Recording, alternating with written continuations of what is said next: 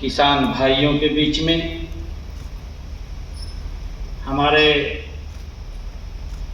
हरियाणा के जो लगातार चिंता करते रहते हैं, गुजरात के महामहिम राज्यपाल आदरणीय आचार्य देवव्रत जी, वो हरियाणा में आज हमारे किसानों को एक ऐसे समय पर, जब पूरा विश्व आज विश्व पर्यावरण दिवस मना रहा है, उस अवसर के ऊपर हमें महत्वपूर्ण टिप्स देने के लिए आप पधारे हैं। मैं हरियाणा के लोगों की तरफ से और हिसार की इस किसान पंचायत के माध्यम से आपका हृदय से बहुत बहुत स्वागत और दिल से धन्यवाद करता हूं। हमारे साथ आज हमारे हरियाणा के कृषि मंत्री श्याम सिंह राणा जी, हरियाणा सरकार के कैबिनेट मंत्री रणवीर गंगवा जी, हमारी हिसार की एक लोकप्रिय विधायिका सावित्री जिंदल जी, नलवा से हमारे विधायक रणधीर पनिहार जी, हांसी के हमारे विधायक विनोद बिहाना जी, हरियाणा सरकार में पूर्व में मंत्री डॉक्टर कमल गुप्ता जी और हमारे हरियाणा एग्रीकल्चर यूनिवर्सिटी के vice chancellor professor Baldev Kamboj ji, हमारे Haryana vice chancellor Shri P.S.K. Malhotra ji और लुआस के हमारे vice chancellor professor Naresh Jindal ji, हमारी जिला की अध्यक्षा आशा खेतर जी, हांसी के हमारे जिला के अध्यक्ष अशोक सैनी जी, हिसार के हमारे मेयर परवीन पोपली जी और हमारे एग्रीकल्चर विभाग के ACS राजशेखर मुंड्रू जी, डायरेक्टर एग्रीकल्चर राजनारायण कौशिक जी और हमारे हिसार के उपायुक्त महोदय और उपस्थित आज यहाँ पर सभी किसान भाई, सभी मैं देख रहा था जब आचार्य देवव्रत जी पूछ रहे थे कि कितने किसान प्राकृतिक खेती में लगे हुए हैं, काफी संख्या के अंदर आपने हाथ उठाया है। आप सब यहाँ पर आए हैं, आप सबको दोनों हाथ जोड़ करके राम राम करता हूं, आप सबको प्रणाम करता हूं। आज ये बड़ा सुखद सहयोग है, जैसा मैंने कहा भी है कि आज प्राकृतिक ये विश्व पर्यावरण दिवस, और आज ही क्योंकि ये ऐसे दिवस हैं जो हमारी संस्कृति, हमारे संस्कारों के साथ ये जुड़े होते हैं। आज ही गंगा दशहरा का पावन पर्व है। आज मेरे लिए खुशी है कि जब 5 तारीख को विश्व पर्यावरण दिवस मनाया जा रहा है, आज गंगा दशहरा की भी आप सबको मैं बहुत बहुत बधाई और शुभकामनाएं देता हूं। और यह अद्भुत संगम भी है कि आज हम प्राकृतिक खेती को लेकर के सभी यहाँ पर किसान भाई इस सम्मेलन में उपस्थित हुए हैं।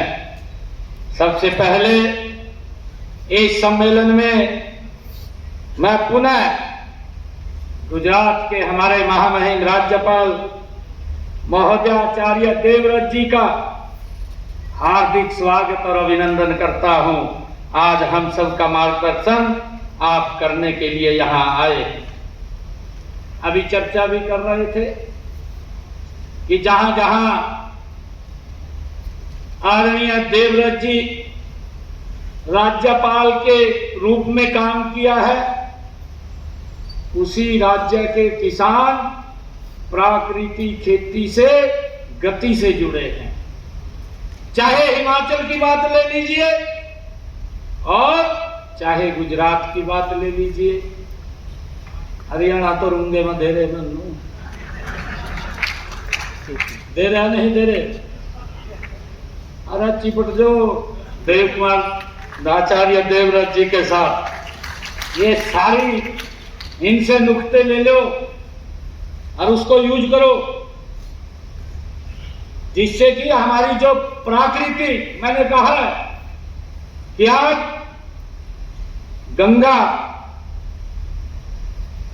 दशहरा है, ये हमारी प्रकृति के साथ जुड़ा हुआ है।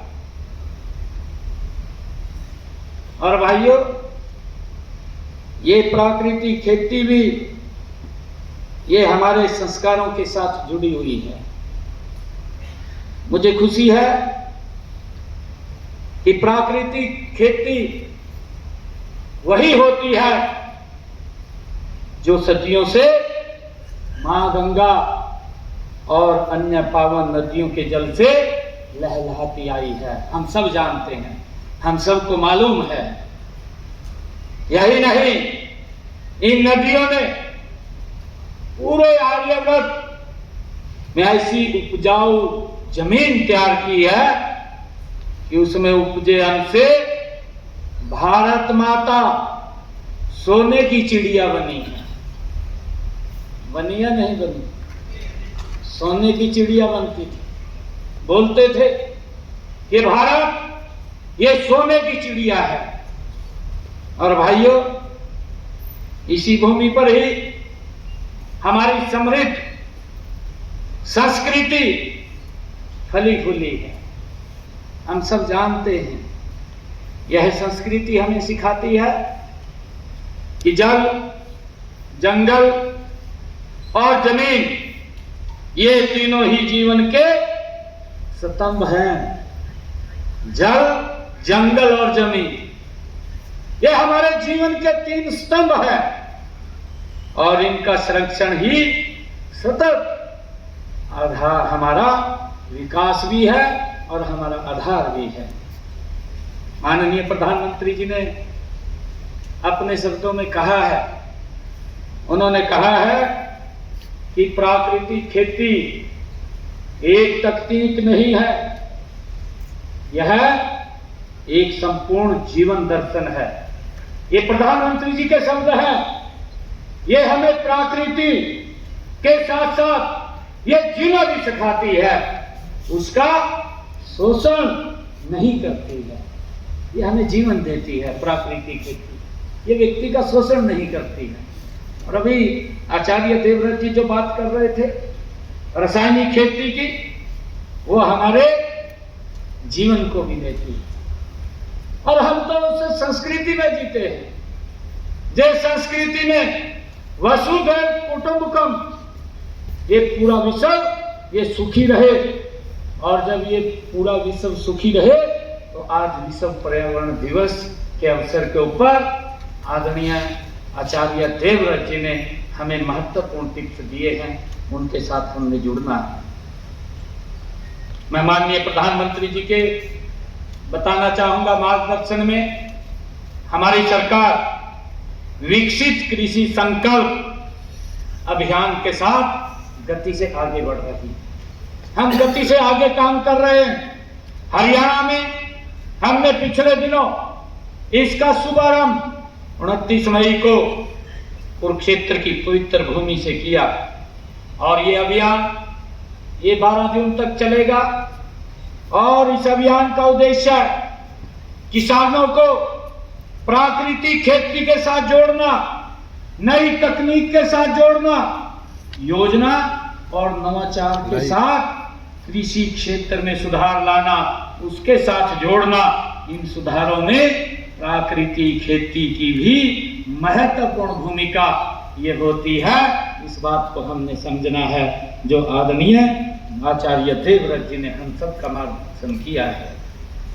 मुझे खुशी है कि जब आज विश्व पर्यावरण दिवस के अवसर पर पूरी दुनिया के लोग वायु, जल व माटी के संरक्षण का संकल्प ले रहे हैं और इन्हें हर प्रकार से प्रदूषण से मुक्त करने के उपाय पर विचार कर रहे हैं। तो आज हम हिसार की इस पवित्र भूमि पर प्रकृति, खेती, इन सब समस्याओं का एक रामबाण है, इसके ऊपर हम बैठ करके चर्चा कर रहे हैं, विचार कर रहे हैं। यह केवल हरियाणा के कृषि नीति की नई दिशा देगी, बल्कि पूरे देश के लिए यह प्रेरणा का एक स्रोत बनेगी। मुझे खुशी है कि आज जब हम खदानों के मामले में आत्मनिर्भर हैं, लेकिन इसके लिए हमें बहुत बड़ी कीमत भी चुकानी पड़ती है। भाइयों, जब हम अपनी खेती में, जिसका भी जिक्र भी किया है, अंधाधुंध रासायनिक खादों का उपयोग करते हैं, खरपतवार नाशकों का उपयोग करते हैं, जल और वायु प्रदूषित होते हैं,